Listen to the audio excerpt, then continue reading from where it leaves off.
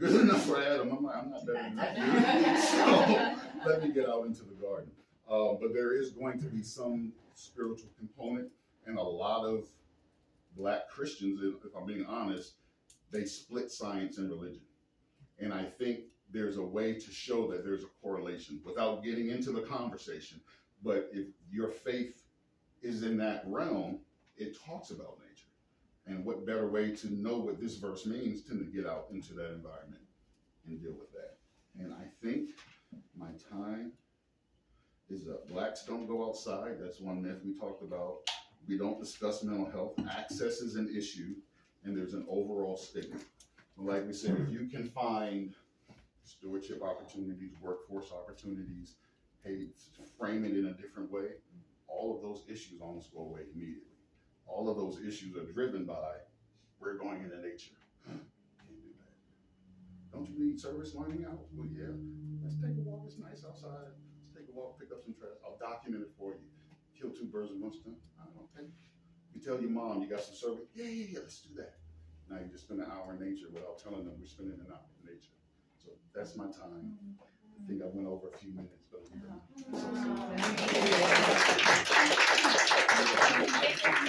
are there any questions? Yes, ma'am. So, you didn't use the word permaculture. You do permaculture. And that got me very excited. So I'm a permaculture designer and I do therapeutic permaculture. Nice. And some of you have asked like what that was and how I do that. He articulated it very, very well. Like whatever I couldn't say, like when you were talking about the life positions, you were describing a food forest. Yes. And we were talking about like all the different layers. So I just got really excited about your talk because I've struggled to articulate to the group what I do with therapeutic permaculture in a mental health facility. And you just did it. So that was so great. Yeah, we were talking about stormwater management and I think what I'm trying to find is like the metaphors within permaculture to use. So like when you were talking about the stormwater management, that was really helpful because we do a lot of that in permaculture design, but then trying to bring that in the metaphors. And the 12 principles, like the 12 permaculture principles, when you were talking about the leave no trace principles. So in my facility, I'm using each of the 12 principles of permaculture to take them out in nature and show them. But the words were here and I didn't have it, so it was just really exciting. Well, thank you. It took me a long time to get it to this point. Trust me. That was great. If you had seen me 6 months ago, you wouldn't have understood a word. And you did. I really appreciated how you described it because I need to find a way to not use the word permaculture because nobody knows what the hell it is. Exactly. So it was really helpful to hear you describe it and to explain it in a way that and this morning I was just thinking that with my coffee on my porch. I was like, I need a better elevator speech for like permaculture and I don't know what that's gonna look like, and then the universe just like plopped you here this morning. So I'm really grateful for that. Good for something. I keep telling my son I'm good for something. So I will say quickly though, I like what you just said, and as a nature nerd, that was one of my early strains. I learned what the actual thing is called, and now I want everyone to know what the actual thing is called. And it does matter because you can extract levels of interpretation. But at the same time, if they connect to some spiky things, we just gonna call it spiky things. And until the opportunity, it allows for us to talk about what it actually is. That's another hand. I'm sorry. Yes. Thank you so much. So I live in Philly, and one of the things that I'm thinking about is ways to potentially partner with different community organizations. We're going to talk about partnerships later today, but what have you found to be helpful as far as connecting with, partnering with, whether it's government, nonprofit, other organizations? Government wants to know what's in it for them in general, seriously. And so if you talk about, we want to take some people out eventually and remove the ivy off the trees, it's environmental, and now the government can say, hey, we're doing environmental stuff. So that's usually an easy go. It takes a long time. But it's not because of a lot of no's. It's just because it's government. With other organizations, the interaction, one of the things that I found is really, really basic art therapy workshops. And so often at my pop-ups at the end of the table, there are DIY kites and really easy birdhouses that people can take to put together because, again, nobody's really going to put together a birdhouse without putting it up to try to see birds. And if you're flying a kite, you're going to be outside, right? And so here again is, let's get you outdoors without it, but it's something fun, it's something easy to do. And it's just, how do I get them in that space without saying what it is I'm doing? Once they're there, then I can say, hi, I tricked you, and explain what's going on. But it's just getting, yes, ma'am. I also wanted to say thank you so much for being here.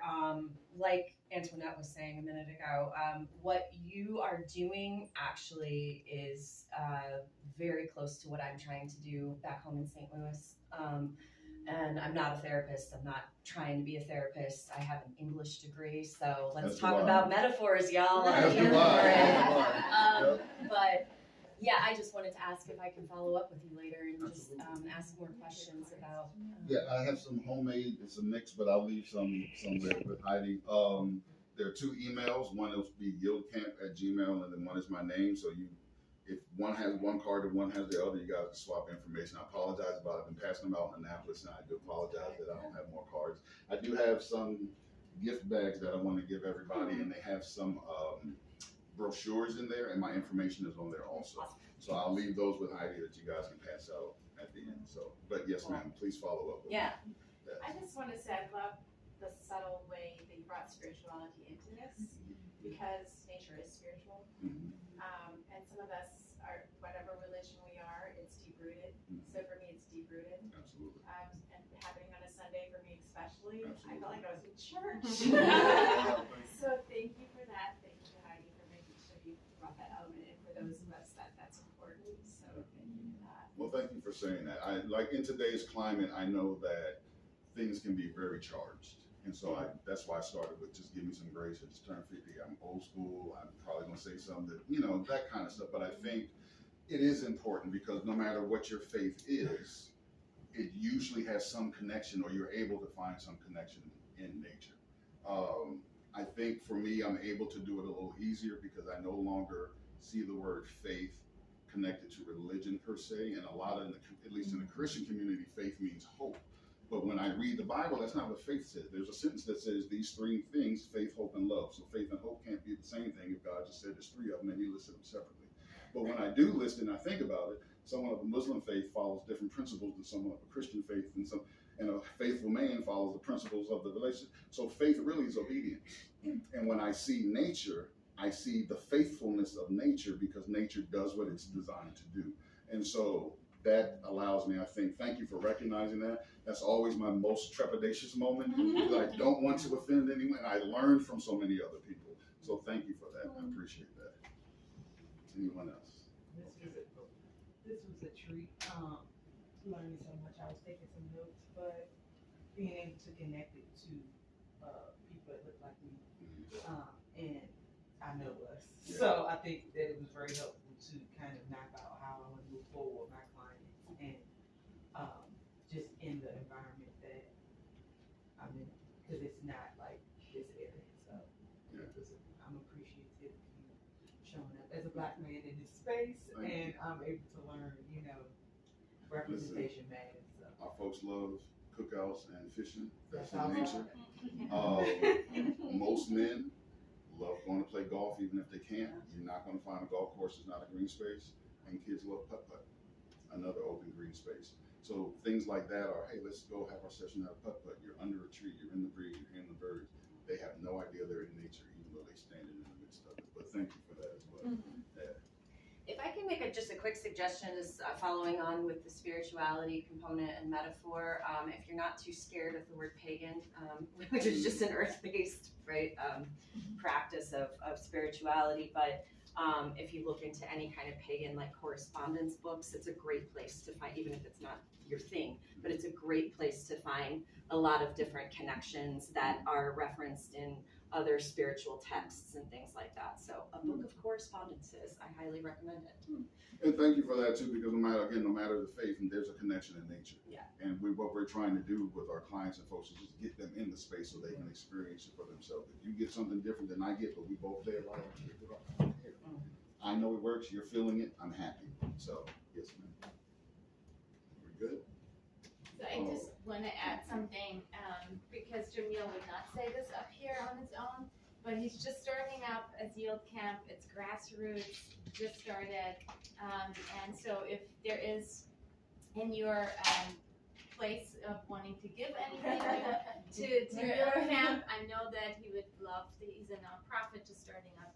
So when you I'm going to give those out with his cards, and then it might, if you would like to, I just wanted to make, because he won't mention it. So No, I won't. I just stood up here for 20, 30 minutes talking about stewardship, so I can't mention the word. But no, thank you for that, Heidi. I will say that I made the phrase earlier, stewardship buys favor. I don't know if I said it, but this is one of the things I say, stewardship buys favor that money can't afford.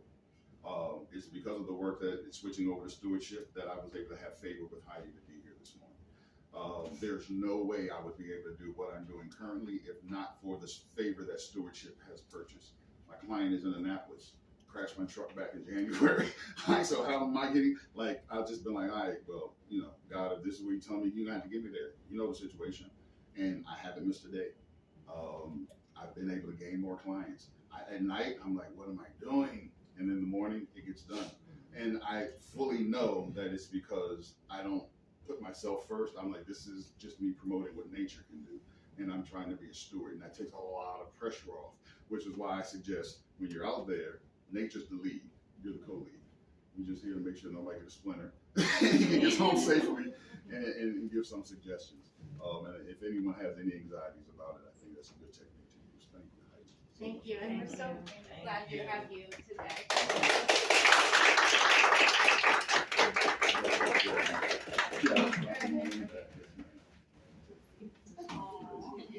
Thank you, guys.